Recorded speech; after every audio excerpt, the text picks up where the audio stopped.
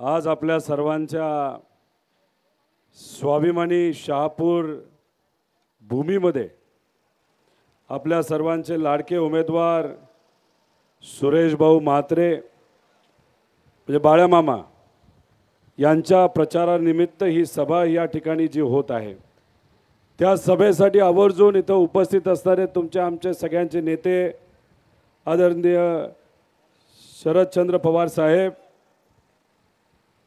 तसंच या महाराष्ट्राचा बुलंद आवाज संजयजी राऊत साहेब, जयंत पाटील साहेब, इथं उपस्थित असणारे आव्हाड साहेब, अशोकजी ढवळे साहेब, सुनीलजी भुसारा, खोसकर साहेब, पांडुरंगजी बरोरा, तसंच उपस्थित असणारे सर्वच पक्षाचे पदाधिकारी, कार्यकर्ते, पत्रकार व आपल्या या तालुक्याचे सर्व स्वाभिमानी नागरिक बंधू आणि भगिनींनो, या भूमीबद्दल आपण जेव्हा विचार करतो, या भूमीमध्ये पवित्र असा माऊली किल्ला आहे, मानस मंदिर आहे, खर्डी येथील सोनाई सीताई देवीचं मंदिर आहे,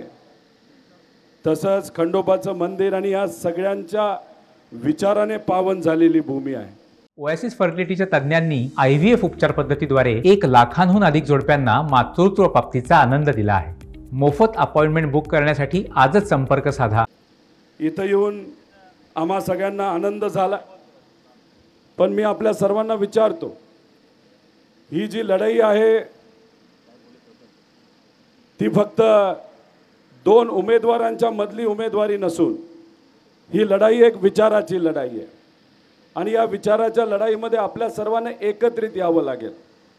त्यामुळे शहापूरच्या जनतेला मी विचारतो, आपण सर्वजण एकत्रित भाजपसारखा जो विचार आहे, त्यांचे जे सर्व मित्र पक्ष आहेत, त्यांच्या विरोधात लढायला तयार आहोत का?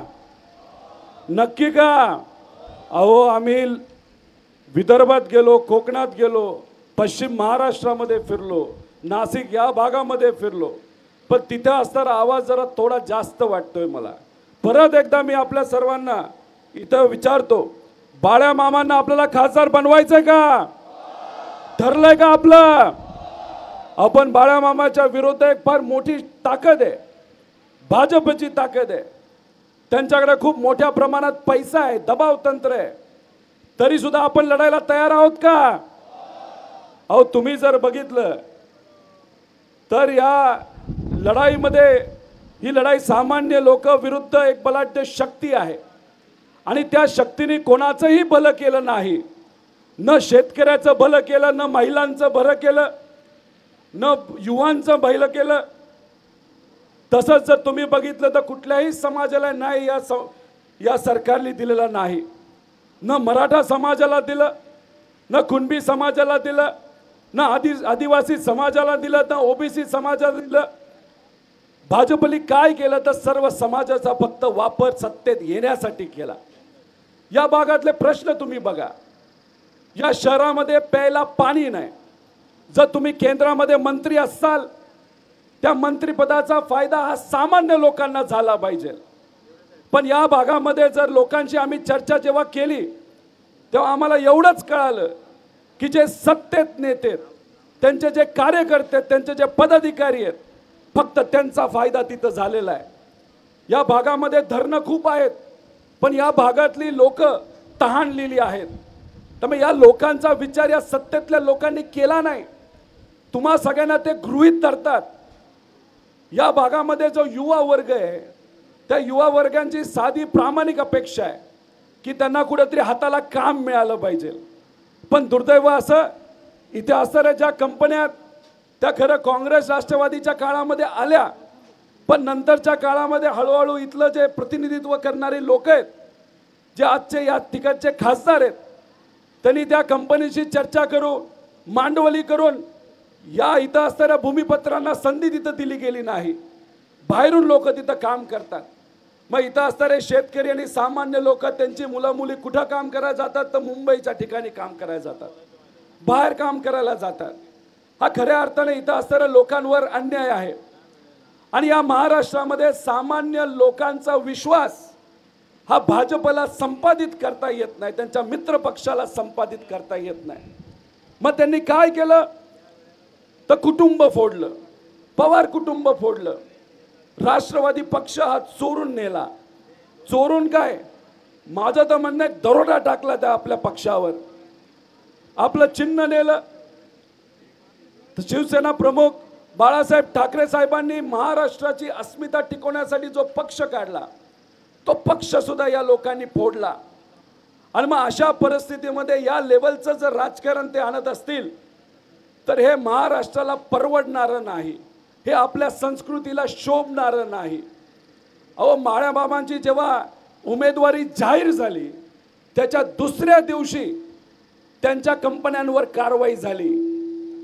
पण स्वाभिमान कसा असतो बघा, कंपनीवर कारवाई झाली तरी विकास आघाडीकडनं जे आपले उमेदवार आहेत बाळामामा, हे घाबरलेले नाहीत, हे आज लढायला तयार आहेत. आणि ही संस्कृती आपल्या सगळ्यांची आहे. या महाराष्ट्रामध्ये जन्मलेला प्रत्येक व्यक्ती हा दिल्ली समोर कधी झुकत नाही. आपण सर्वजण स्वाभिमानी आहोत आणि अशाच उमेदवार आपल्या सर्वांसाठी आज खरं तर जरूरत आहे. मी बाळामामांना आणि इथं असणाऱ्या लोकांना विचारलं की अहो, तुमचं नाव सुरेश म्हात्रे, तुम्हाला बाळामामा का म्हणतात? लोकांनी सांगितलं की मामा हा आईचा भाऊ असतो आणि आमचे जे म्हात्रे भाऊ आहेत ते खऱ्या अर्थाने मामासारखे वागतात, आम्हाला मदत करतात. करोनाच्या काळामध्ये आम्हाला मदत केली. त्यांचे जे कुठले व्यवसाय आहेत त्या व्यवसायामध्ये बाहेरून लोक काम करत नाहीत. इथं असणारे जे भूमिपुत्र आहेत तशाच लोकांना त्यांच्या कंपनीमध्ये संधी दिली गेली आहे. आणि मला जे कळालं आत्तापर्यंत 1.5 लाखपेक्षा जास्त युवा वर्ग त्यांच्या विविध कंपनीमध्ये त्या ठिकाणी काम करतात. त्यामुळे असे प्रतिनिधित्व करणारे लोक हे आपल्या सर्वांसाठी महत्त्वाचे आहेत. अहो, इथं असणारे कपिल पाटील जे आपले खासदार आहेत त्यांनी इथं असणारे MIDC मध्ये एक तरी कंपनी आणली का? एक तरी कंपनी आणली का? अहो, इथं फक्त हप्ते घेतले जातात, पैसे घेतले जातात कंपनीवाल्यांकडनं. अहो, तुम्ही हप्ते घेण्यासाठी खासदार झालेला नाही, इथं असणाऱ्या युवा पिढीला काम देण्यासाठी, त्यांच्या हाताला कुठेतरी काम देण्यासाठी तुम्ही खासदार झालेला आहात. पण इथलं राजकारण फार वेगळ्या लेवलचं आहे. जे काय 10 वर्षात झालं ते आपल्याला परवडणारं नाही. आणि म्हणून सांगतो, या इलेक्शनमध्ये बदल हा कुठं ना कुठंतरी झाला पाहिजे. त्यामुळे मी आपल्या सर्वांना विचारतो की बदल घडून आणण्यासाठी तुम्ही सर्वजण तयार आहात का? एकदा हात वर करून सांगा, आम्ही तयार आहोत या लढाईमध्ये लढाईसाठी. बस अशी ताकद जर बरोबर असेल तर काहीच हरकत नाही. अहो, ग्रामीण भागामध्ये रस्ते नाहीत, अहो आरोग्य सुविधा काय, आदिवासी भागामध्ये तर अशी वाईट परिस्थिती आहे, महिला जेव्हा प्रेग्नंट असतात तेव्हा त्यांच्या घरी राहता येत नाही. शहरामध्ये जे त्यांचे नातेवाईक असतात तिथं जाऊन त्यांना राहावं लागतं. अरे मग मंत्रीपद तुमच्याकडे असेल तर तुम्हाला साधे रस्ते करता आले नाही, तुम्हाला तिथं हॉस्पिटल बांधता आले नाही, मग कसे खासदार तुम्ही? कशासाठी झाला खासदार? फक्त वसुली करण्यासाठी? अहो, इथून मागच्या बाजूला समृद्धी महामार्ग गेलेला आहे. काही शेतकरी आम्हाला भेटले, त्यांनी सांगितलं अहो, महामार्ग जाहीर होण्यापूर्वीच काही लोक आमच्याकडे आले, आमच्या जमिनी विकत घेतल्या आणि नंतर महामार्ग जेव्हा जाहीर झाला 5 पट पैसे या लोकांनी घेतले. अहो, हे लोक कोणाच्या जवळचे?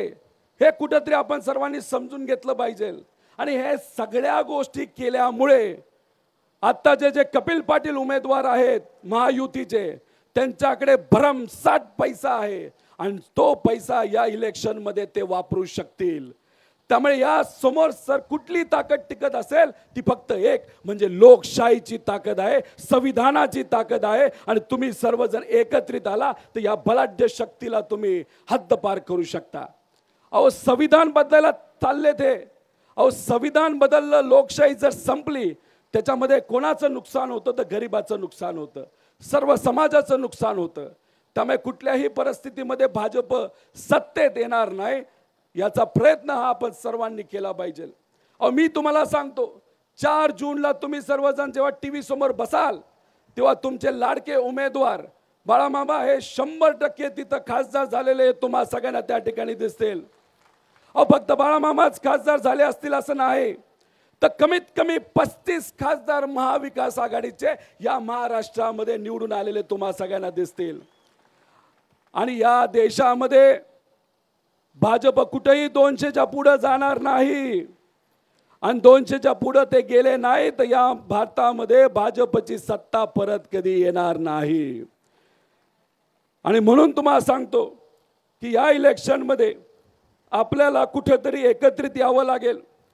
हे जे केंद्रातलं सरकार आहे ते सर्व समाजाच्या विरोधात आणि खास करून आदिवासी समाजाचे जे काही कायदे आहेत ते बदलण्याचा प्रयत्न हे सरकार तिथं करतंय. त्यामुळे ह्यांना काय पडलंय तर फक्त सत्तेचं पडलंय. आणि सत्तेचं पडत असताना आपले जे सामान्य लोक आहेत ते कुठेतरी बाजूला राहतात. त्यामुळे परत एकदा मी आपल्या सर्वांना विनंती करतो, अनेक नेते ते बोलणार आहेत, त्यामुळे जाता जाता मी आपल्या सर्वांना विचारतो, आपलं कुठलं चिन्ह आहे? नाही हो, ऐकू नाही आलं. काय? तुतारी वाजवणारा माणूस. आपल्या बाळामामाला आपण कितीला निवडून देणार आहे? कमीत कमी कम से कम 2 लाख. काय? किती? कम से कम 2 लाख. आणि त्याच्याच बरोबर भाजपची अजून एक रणनीती तुम्हाला सांगतो. भाजप काय करतं, जेव्हा त्यांचा उमेदवार निवडून येणार नाही हे त्यांना दिसतं तेव्हा अनेक वेळा ते अपक्ष उमेदवाराला उभं करतात आणि लोकशाही बदलण्याचा प्रयत्न तिथं करण्याचा ते विचार करतात.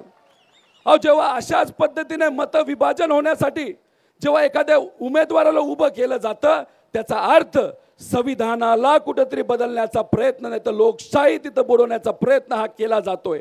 त्यामुळे पलीकडनं अजून कोण उभं राहिलं हे आपल्याला माहित नाही. आपण फक्त एकच लक्ष डोक्यात घ्यायचं, तुतारी वाजवणारा माणूस हे आपलं चिन्ह आहे आणि त्याच चिन्हाच्या पुढे आपल्याला बटन दाबायचंय आणि लोकशाही टिकवण्यासाठी सगळेजण एकत्रित यायचंय. एवढंच या ठिकाणी आपल्या सर्वांना सांगतो आणि थांबतो. जय हिंद, जय महाराष्ट्र, लाल सलाम.